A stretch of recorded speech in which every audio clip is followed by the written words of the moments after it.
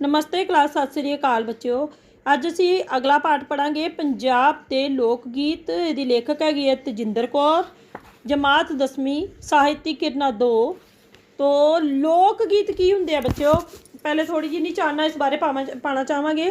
लोक गीत जिहड़े हुंदे है लोकां दे मनां दे विचों निकले होए गीत, जिहड़े कि लोक पुराने समय दे विच अपने घरां दे अंदर बैठ के ही अपने सभ्याचार दे नाल संबंधित जिहड़े लोक गीत है अपने आप ही बना लैंदे सन। जदों उन्हां नूं थोड़ी बहुत वेहल हुंदी सी, कंमकार विच रुझे होए भी वो गीत जिहड़े बना लैंदे सन। तो सभ्याचार की हुंदा है? सभ्याचार दा अर्थ है साडा खान पीन, रहन सहन, पहरावा, रीति रिवाज, जिहड़े कि पीढ़ी दर पीढ़ी जिहड़े है अगे ही अगे बढ़ते जाते हैं। और पीढ़ी दर पीढ़ी मतलब कि साडे दादा जी के समय विच की रीति रिवाज सन, उस तो दादा जी के समय विच की रीति रिवाज सन, की खाण पीन सी, की पहरावा सी, और साडे तक पुज्जिया और साडे तो अगली पीढ़ी तक साडे द्वारा ही जावेगा। ये होया सभ्याचार। तो लोक गीत जिहड़े है वो कई तरह के हुंदे हन, जिवें कि खुशी दे गीत, गमी दे गीत, विछोड़ियां दे गीत, मरण समय दे गीत, विआह समयां दे गीत, बच्चे के जन्म समय के गीत, कई तरह के लोक गीत होंदे हन। हर समय के उत्ते अलग अलग लोक गीत जिहड़े आ वो गाए जाते हैं। तो बच्चे लोक गीतों के बारे में असी पंजाबी हाँ, पंजाब दे विच जिहड़ा है हर दिन कोई ना कोई जिहड़ा है त्यौहार जिहड़ा है मनाया जाता है, जिस विच खुशी दे नाल, गमी दे नाल, खुशी दे नाल भी ते गमी दे समय गमी दे नाल भी लोक गीत जिहड़े गाए जाते हैं।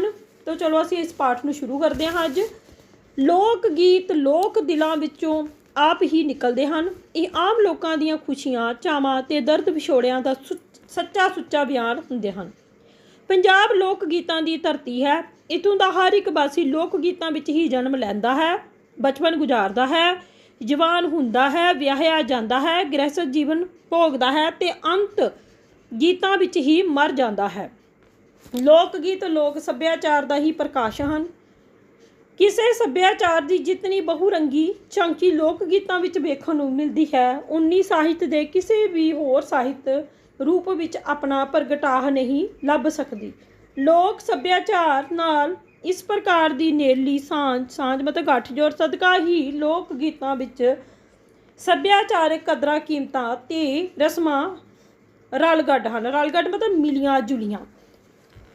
इन्हां दी सृजना पिछों क्योंकि समुची जाति का लोक अनुभव ते विहार कार्यशील हुंदा है, इस करके समुची जाति की सृजना अखवांदे हन। ये अखर ज्ञान तो कोरे मतलब कि बिना पढ़े लिखे लोग भी इन्हां नूं बना सकते हैं।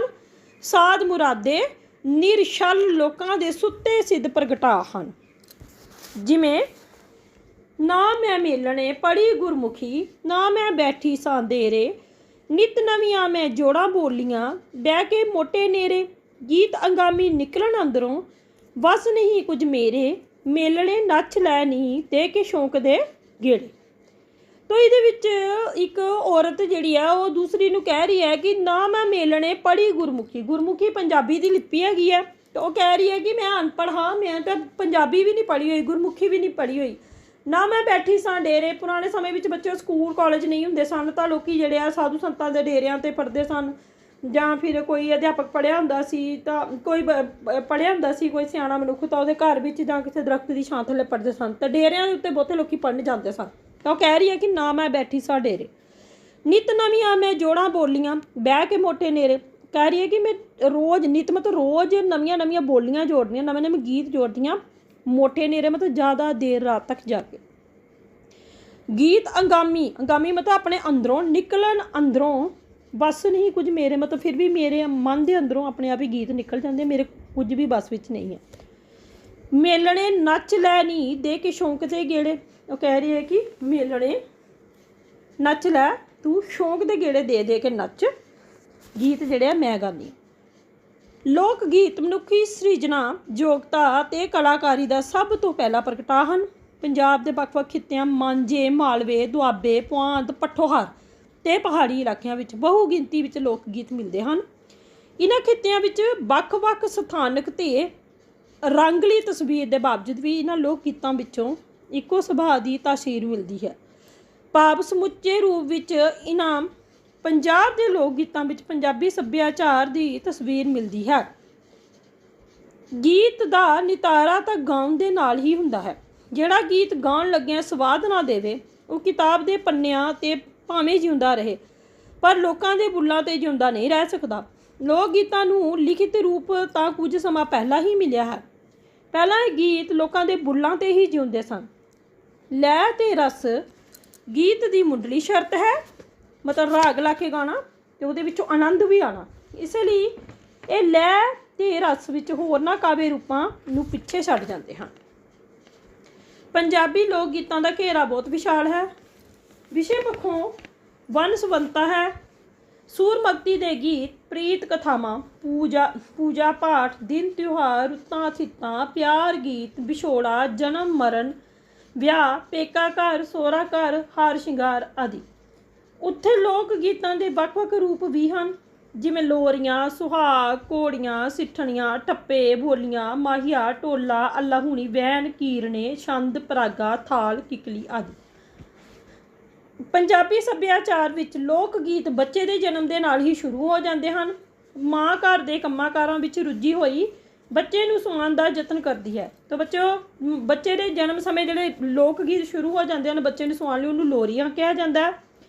ਜੰਗਲ ਸੁੱਤੇ, ਪਰਬਤ ਸੁੱਤੇ, ਸੁੱਤੇ ਸਭ ਦਰਿਆ, ਅਜੀ ਜਾਗਦਾ ਸਾਡਾ ਕਾਕਾ, ਨੀਂਦੇ ਛੇਤੀ ਆ ਊ। ਮਾਂ ਆਪਣੇ ਬੱਚੇ ਨੂੰ ਸੁਆਉਣ ਲਈ ਇਹ ਲੋਰੀ ਜਿਹੜੀ ਹੈ ਉਹ ਗਾਉਂਦੀ ਰਹਿੰਦੀ ਹੈ ਤਾਂ ਜੋ ਫਿਰ ਬੱਚਾ ਸੋ ਵੀ ਜਾਂਦਾ। ਜਦੋਂ ਬੱਚਾ ਵੱਡਾ ਹੋ ਜਾਂਦਾ ਹੈ ਤਾਂ ਕਿੱਕਲੀ, ਕੋਟਲਾ ਛਪਾਕੀ, ਗੁੱਲੀ ਡੰਡਾ, ਖਿੱਦੋ ਖੁੱਦੀ, ਲੁਕਣ ਮਿੱਟੀ ਆਦਿ ਖੇਡਾਂ ਖੇਡਦੇ ਗੀਤ ਗਾਉਂਦੇ ਹਨ। ਜਿਵੇਂ ਕਿੱਕਲੀ ਕਲੀਰ ਦੀ, ਪੱਗ ਮੇਰੇ ਵੀਰ ਦੀ, ਦੁਪੱਟਾ ਮੇਰੇ ਭਾਈ ਦਾ, ਫਿੱਟੇ ਮੂੰਹ ਜਵਾਈ ਦਾ। ਮੁਟਿਆਰਾਂ ਹੋ ਰਹੀਆਂ ਕੁੜੀਆਂ ਦੇ ਰੁੱਤਾਂ ਤਿਉਹਾਰਾਂ ਨਾਲ ਸੰਬੰਧਿਤ ਗੀਤ ਸ਼ੁਰੂ ਹੋ ਜਾਂਦੇ ਹਨ। ਉਹ ਤਿਰੰਜਨ ਵਿੱਚ ਪੀਂਘਾਂ ਝੂਟਦੀਆਂ, ਮੌਸਮੀ ਤਿਉਹਾਰ ਮਨਾਉਂਦੀਆਂ ਗੀਤ ਗਾਉਂਦੀਆਂ ਹਨ। ਤਿਰੰਜਨ ਹੁੰਦਾ ਬੱਚੋ ਕੁੜੀਆਂ ਦਾ ਇੱਕ ਇਕੱਠ, ਜਿੱਥੇ ਚਰਖਾ ਕੱਤਣ ਵਾਲੀਆਂ ਕੁੜੀਆਂ ਦਾ ਇਕੱਠ ਵੈਸੇ ਹੁੰਦਾ ਹੈ, ਜਿੱਥੇ ਕੋਈ ਕੁੜੀ ਫੁਲਕਾਰੀ ਵੀ ਕੱਢਦੀ ਹੈ ਅਤੇ ਉਹਨੂੰ ਤਿਰੰਜਨ ਕਿਹਾ ਜਾਂਦਾ।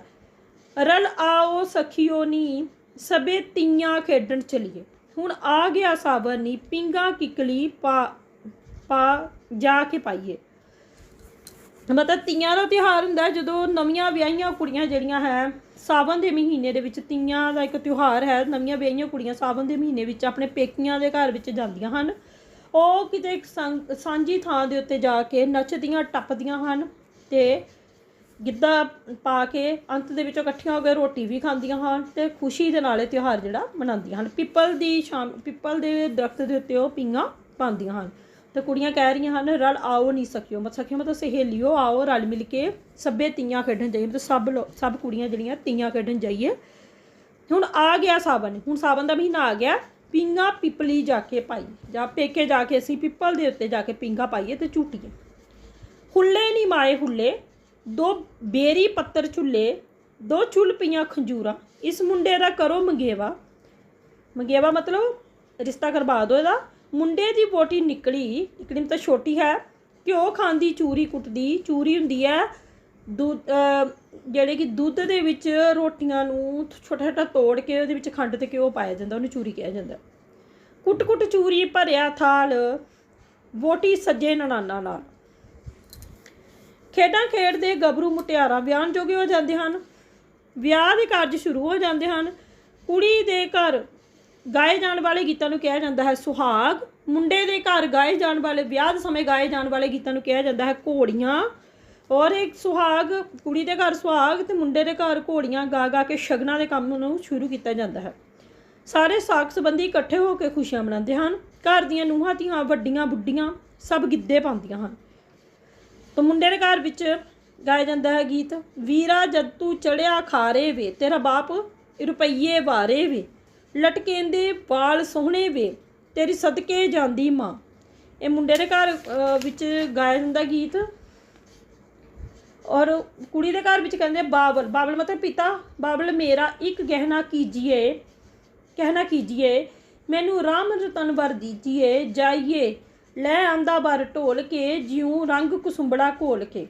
ਮਤਲਬ ਕੁੜੀ ਕਹਿ ਰਹੀ ਆਪਣੇ ਪਿਤਾ ਨੂੰ ਕਿ ਪਿਤਾ ਜੀ ਮੇਰਾ ਇੱਕ ਕਹਿਣਾ ਮੰਨੋ ਕਿ ਮੈਨੂੰ ਜਿਸ ਤਰ੍ਹਾਂ ਸ਼੍ਰੀ ਰਾਮ ਚੰਦਰ ਜੀ ਸੀਗੇ ਉਹ ਜਿਹਾ ਵਰ ਚਾਹੀਦਾ, ਉਹ ਜਿਹਾ ਪਤੀ ਚਾਹੀਦਾ। ਤਾਂ ਪਿਤਾ ਨੂੰ ਕਹਿੰਦਾ ਹੈ ਕਿ ਮੈਂ ਲੈ ਆਂਦਾ ਰਾਮ ਵਰਗਾ ਵਰ ਲੱਭ ਕੇ, ਜਿਵੇਂ ਕਿ ਰੰਗ ਕੁਸੰਬੜਾ ਘੋਲ ਕੇ, ਕੁਸੰਬੜਾ ਹੁੰਦਾ ਇੱਕ ਬੂਟਾ ਅਤੇ ਉਸ ਦਾ ਫੁੱਲ ਜਿਸ ਵਿੱਚ ਰੰਗ ਹੱਥ ਲਾਉਣ ਨਾਲ ਹੀ ਉਤਰ ਜਾਂਦਾ ਹੈ। ਤੋ ਫਿਰ ਇਹ ਹਾਸੇ ਠੱਠੇ ਢੋਲ ਧਮਾਕਿਆਂ ਵਾਲਾ ਮਾਹੌਲ ਜਿਹੜਾ ਹੈ ਕਰੁਣਾਮਈ ਰੂਪ ਧਾਰਨ ਕਰ ਲੈਂਦਾ। ਕਰੁਣਾਮਈ ਮਤਲਬ ਦਰਦ ਭਰਿਆ, ਕਿਉਂਕਿ ਕੁੜੀ ਨੂੰ ਤੋਰਨ ਦਾ ਸਮਾਂ ਵੀ ਆ ਜਾਂਦਾ ਹੈ। ਮਾਂ ਬਾਪ, ਭੈਣ ਭਰਾ, ਸਹੇਲੀਆਂ, ਘਰ-ਬਾਰ ਤੋਂ ਵਿਛੋੜੇ ਦਾ ਵੇਲਾ ਕੁੜੀ ਲਈ ਬੜਾ ਹੀ ਔਖਾ ਹੁੰਦਾ ਹੈ। ਜਿਵੇਂ ਸਾਡਾ ਚਿੜੀਆਂ ਦਾ ਚੰਬਾ ਵੇ ਬਾਬਲ, ਅਸਾਂ ਉੱਡ ਜਾਣਾ, ਸਾਡੀ ਲੰਬੀ ਉਡਾਰੀ ਵੇ ਬਾਬਲ, ਕਿਹੜੇ ਦੇਸ ਜਾਣਾ, ਤੇਰੇ ਮਹਿਲਾਂ ਦੇ ਵਿੱਚ ਵੇ ਬਾਬਲ, ਡੋਲਾ ਨਹੀਂ ਲੱਗਦਾ, ਇੱਕ ਇੱਟ ਪੁਟਾ ਦੇਵਾਂ, ਧੀਏ ਘਰ ਜਾ ਆਪਣੇ। ਕੁੜੀ ਜਿਹੜੀ ਹੈ ਉਹ ਆਪਣੇ ਪਿਤਾ ਨੂੰ ਕਹਿ ਰਹੀ ਹੈ ਕਿ ਸਾਡਾ ਚਿੜੀਆਂ ਦਾ ਚੰਬਾ ਹੈ, ਮਤਲਬ ਚਿੜੀਆਂ ਦੀ ਉਡਾਰ ਵਾਂਗ ਹੀ ਸਾਡਾ ਇੱਕ ਕੁੜੀਆਂ ਦਾ ਗਰੁੱਪ ਹੈ ਅਤੇ ਸਾਡੀ ਲੰਬੀ ਉਡਾਰੀ ਹੋਵੇਗੀ। ਪਿਤਾ ਜੀ ਸਾਨੂੰ ਪਤਾ ਨਹੀਂ ਹੈ ਅਸੀਂ ਉੱਡ ਕੇ ਕਿਹੜੇ ਦੇਸ਼ ਜਾਣਾ, ਭਾਵ ਸਾਡਾ ਵਿਆਹ ਤੋਂ ਬਾਅਦ ਅਸੀਂ ਕਿੱਥੇ ਚਲੇ ਜਾਣਾ ਪਿਤਾ ਜੀ, ਸਾਨੂੰ ਨਹੀਂ ਪਤਾ। ਅਤੇ ਫਿਰ ਉਹ ਆਪਣੇ ਪਿਤਾ ਦੇ ਅੱਗੇ ਤਰਲੇ ਕਰਦੀ ਹੋਈ ਕਹਿੰਦੀ ਹੈ ਕਿ ਤੇਰੇ ਮਹਿਲਾਂ ਦੇ ਵਿੱਚ ਵੇ ਬਾਬਲ, ਡੋਲਾ ਨਹੀਂ ਲੱਗਦਾ, ਮਤਲਬ ਤਰਲੇ ਪਾ ਰਹੀ ਹੈ ਕਿ ਵਿਆਹ ਨਾ ਕਰੋ। ਆਪਣੇ ਪਿਤਾ ਨੂੰ ਕਹਿੰਦੀ ਹੈ ਕਿ ਤੇਰਾ ਮਹਿਲ ਜਿਹੜਾ ਹੈ, ਤੇਰਾ ਘਰ ਜਿਹੜਾ ਹੈ ਛੋਟਾ ਹੈ ਅਤੇ ਮੇਰੀ ਡੋਲੀ ਉੱਥੋਂ ਨਹੀਂ ਲੱਗਦੀ। ਪਿਤਾ ਨੂੰ ਕਹਿੰਦਾ ਇੱਕ ਇੱਟ ਪੁਟਾ ਦੇਵਾਂ, ਧੀਏ ਘਰ ਜਾ ਆਪਣੇ। ਪਿਤਾ ਨੂੰ ਕਹਿੰਦਾ ਹੈ ਕਿ ਮੈਂ ਇੱਕ ਇੱਟ ਪੁਟਾ ਦੇਵਾਂਗਾ, ਤੇਰਾ ਡੋਲਾ ਲੰਘਾਉਣਾ ਹੈ, ਤੇਰਾ ਵਿਆਹ ਕਰਨਾ ਜ਼ਰੂਰੀ ਹੈ, ਇਸ ਕਰਕੇ ਧੀਏ ਤੂੰ ਆਪਣੇ ਘਰ ਜਾ। ਵਿਆਹ ਤੋਂ ਬਾਅਦ ਕੁੜੀ ਨੂੰਹ ਬਣ ਕੇ ਸਹੁਰਿਆਂ ਦੇ ਘਰ ਜਾਂਦੀ ਹੈ। ਸਹੁਰੇ ਘਰ ਵਿੱਚ ਸੱਸ ਦੀਆਂ ਸ਼ਕਤੀਆਂ ਉਸ ਨੂੰ ਬਹੁਤ ਚੁਭਦੀਆਂ ਹਨ। ਉਸ ਦਾ ਹੋਰਨਾਂ ਰਿਸ਼ਤਿਆਂ ਜਿਵੇਂ ਨਨਾਣ, ਦਿਓਰ, ਜਠਾਣੀ, ਜੇਠ ਜਠਾਣੀ ਆਦਿ ਨਾਲ ਵੀ ਵਾਹ ਪੈਂਦਾ ਹੈ। ਜਿਵੇਂ ਕੁਕੜੀ ਉਹ ਲੈਣੀ ਜਿਹੜੀ ਕੁੜ ਕਰਦੀ ਹੈ, ਸਹੁਰੇ ਨਹੀਂ ਜਾਣਾ ਸੱਸ ਬੁੜ ਕਰਦੀ ਹੈ। ਫਿਰ ਉਹ ਕਹਿੰਦੀ ਹੈ ਦਿਓਰ ਦੇ ਬਾਰੇ ਵਿੱਚ, ਮੇਰਾ ਦਿਓਰ ਬੜਾ ਟੁੱਟ ਪੈਣਾ, ਹੱਸਦੀ ਦੇ ਦੰਦ ਗਿਣਦਾ। ਸਹੁਰੇ ਘਰ ਵਿੱਚ ਸਾਰੇ ਰਿਸ਼ਤਿਆਂ ਦਾ ਖੱਟਾ ਮਿੱਠਾ ਆਨੰਦ ਮਾਣਦੇ ਹੋਏ ਨੂੰਹ ਦੀ ਜ਼ਿੰਦਗੀ ਆਪਣੇ ਤੋਰੇ ਤੁਰਦੀ ਰਹਿੰਦੀ ਹੈ। ਕਦੀ ਨੌਕਰੀ ਖਾਤਰ ਪ੍ਰਦੇਸ ਗਏ ਪਤੀ ਦਾ ਵਿਛੋੜਾ ਵੀ ਚੱਲਦੀ ਹੈ। ਜਿਵੇਂ ਜਦੋਂ ਮਾਹੀਆ ਚੱਲਿਆ ਮੈਂ ਖੜੀ ਸਾਂ ਖੂਹ 'ਤੇ, ਮੋਟੇ ਹੰਝੂ ਡਿੱਗੇ ਗੋਰੇ ਮੂੰਹ 'ਤੇ। ਕਦੇ ਸਹੁਰੇ ਘਰ ਵਿੱਚ ਬੈਠੀ ਵੀਰ ਦੀ ਉਡੀਕ ਕਰਦੀ ਹੈ। ਜਿਵੇਂ ਉੜਦਾ ਵੇ ਜਾਵੀਂ ਕਾਮਾ, ਬਹਿੰਦੜਾ ਜਾਵੀਂ ਮੇਰੇ ਭੇਖੜੇ ਮੈਂ ਵਾਰੀ, ਦੱਸੀ ਵੇ ਕਾਮਾ ਮੇਰੇ ਵੀਰ ਨੂੰ, ਆਊਗਾ ਨੀਲਾ ਘੋੜਾ ਬੀੜ ਕੇ ਮੈਂ ਵਾਰੀ। ਪੁਰਾਣੇ ਸਮੇਂ ਦੇ ਵਿੱਚ ਜਦੋਂ ਫੋਨ ਵਗੈਰਾ ਨਹੀਂ ਹੁੰਦੇ ਸਨ ਤਾਂ ਕੁੜੀਆਂ ਜਿਹੜੀਆਂ ਕਾਮਾਂ ਨੂੰ ਉਨਸੀਆਂ ਪਾਉਂਦੀਆਂ ਸਨ। ਕਾਂ ਬਨੇਰੇ ਬਹਿੰਦਾ ਸੀ ਤਾਂ ਉਸ ਨੂੰ ਉਡਾਉਂਦੀਆਂ ਸਨ ਅਤੇ ਕਹਿੰਦੀ ਹੈ ਕਿ ਉੜਦਾ ਵੇ ਜਾਵੀਂ ਕਹਿਵਾਂ, ਬਹਿੰਦੜਾ ਵੇ ਜਾਵੀਂ। ਕਾਂ ਨੂੰ ਕਹਿ ਰਹੀ ਹੈ ਕਿ ਤੂੰ ਉੜਦਾ ਜਾਵੀਂ, ਬਹਿੰਦਾ ਜਾਈਂ ਮੇਰੇ ਪੇਕਿਆਂ ਦੇ ਘਰ, ਪੇਕੇ ਮਤਲਬ ਪਿਤਾ ਦਾ ਘਰ, ਮਾਪਿਆਂ ਦਾ ਘਰ, ਮੈਂ ਤੇਰੇ ਤੋਂ ਵਾਰੀ ਜਾਵਾਂਗੀ। ਦੱਸੀ ਵੇ ਕਾਮਾਂ, ਦੱਸੀ ਮੇਰੇ ਵੀਰ ਨੂੰ, ਮੇਰੇ ਭਰਾ ਨੂੰ ਜਾ ਕੇ ਦੱਸੀ ਕਿ ਮੈਨੂੰ ਬਹੁਤ ਯਾਦ ਆ ਰਹੀ ਹੈ ਉਹਨਾਂ ਦੀ, ਆਊਗਾ ਨੀਲਾ ਘੋੜਾ ਬੀੜ ਕੇ ਮੈਂ ਵਾਰੀ, ਮਤਲਬ ਮੇਰਾ ਭਰਾ ਫਿਰ ਨੀਲੇ ਘੋੜੇ ਉੱਤੇ ਬੈਠ ਕੇ ਆਏਗਾ ਮੈਨੂੰ ਮਿਲਣ ਲਈ, ਮੈਂ ਕਾਵਾਂ ਤੇਰੇ ਤੋਂ ਵਾਰੀ ਜਾਂਦੀ। ਇਸੇ ਤਰ੍ਹਾਂ ਪੰਜਾਬੀ ਲੋਕ ਗੀਤਾਂ ਵਿੱਚ ਪੰਜਾਬੀ ਰਹਿਣੀ ਬਹਿਣੀ ਦੀ ਝਲਕ ਨਜ਼ਰ ਆਉਂਦੀ ਹੈ। ਅਜੋਕੇ ਸਮੇਂ ਦੀ ਭੱਜ ਦੌੜ ਅਤੇ ਟੈਕਨੋਲੋਜੀ ਦੇ ਪ੍ਰਭਾਵ ਸਦਕਾ ਸਾਡੇ ਜੀਵਨ ਵਿੱਚ ਇਹ ਲੋਕ ਗੀਤ ਕੁਝ ਘੱਟ ਗਏ ਹਨ। ਅੱਜ ਥਿੱਤਾਂ ਤਿਉਹਾਰਾਂ ਅਤੇ ਵਿਆਹਾਂ ਨਾਲ ਰਲਾ ਮਿਲਾ ਕੇ ਵਜਾਇਆ ਜਾਂ ਗਾਇਆ ਜਾਂਦਾ ਹੈ, ਪਰ ਸਾਨੂੰ ਪੰਜਾਬੀ ਲੋਕ ਗੀਤਾਂ ਦੀ ਵਡਮੁੱਲੀ ਅਤੇ ਅਮੀਰ ਵਿਰਾਸਤ ਨੂੰ ਉਸ ਦੇ ਅਸਲੀ ਰੂਪ ਵਿੱਚ ਸੰਭਾਲ ਕੇ ਨਵੀਂ ਪੀੜ੍ਹੀ ਤੱਕ ਪਹੁੰਚਾਉਣਾ। ਸੋ ਬੱਚਿਓ, ਇਹ ਸੀਗਾ ਤੁਹਾਡਾ ਪਾਠ ਪੰਜਾਬ ਦੇ ਲੋਕ ਗੀਤ। ਤੋ ਪੰਜਾਬ ਦੇ ਲੋਕ ਗੀਤਾਂ ਨੂੰ ਅਸੀਂ ਸੰਭਾਲ ਕੇ ਰੱਖਣਾ, ਕਿਉਂਕਿ ਇਹ ਸਾਡੇ ਸੱਭਿਆਚਾਰ ਦਾ ਪ੍ਰਮੁੱਖ ਅੰਗ ਹਨ। ਸਾਨੂੰ ਆਪਣੀ ਅਗਲੀ ਪੀੜ੍ਹੀ ਤੱਕ ਪਹੁੰਚਾਉਣਾ ਹੈ, ਇਸ ਕਰਕੇ ਸਾਨੂੰ ਆਪਣੇ ਸਾਰੇ ਰੀਤੀ ਰਿਵਾਜਾਂ, ਆਪਣੇ ਸਾਰੇ ਜਿਹੜੇ ਮੌਕਿਆਂ ਦੇ ਉੱਤੇ, ਵਿਆਹ ਦੇ ਮੌਕਿਆਂ 'ਤੇ, ਖੁਸ਼ੀ ਗਮੀ ਦੇ ਮੌਕਿਆਂ 'ਤੇ, ਬੱਚੇ ਦੇ ਪੈਦਾ ਹੋਣ ਦੇ ਮੌਕਿਆਂ 'ਤੇ, ਜਿੰਨੇ ਵੀ ਮੌਕੇ ਦੇ ਵਿੱਚ ਦਿੱਤੇ ਗਏ ਉਸ ਸਮੇਂ ਲੋਕ ਗੀਤ ਗਾਉਣੇ ਚਾਹੀਦੇ ਹਨ, ਤਾਂ ਜੋ ਸਾਡਾ ਸੱਭਿਆਚਾਰ ਦੀ ਜਿਹੜੀ ਵਿਰਾਸਤ ਹੈ ਸਾਡੀ ਜਿਹੜੀ, ਉਹਨੂੰ ਸੰਭਾਲ ਕੇ ਅਸੀਂ ਰੱਖ ਸਕੀਏ। ਧੰਨਵਾਦ ਬੱਚੇ।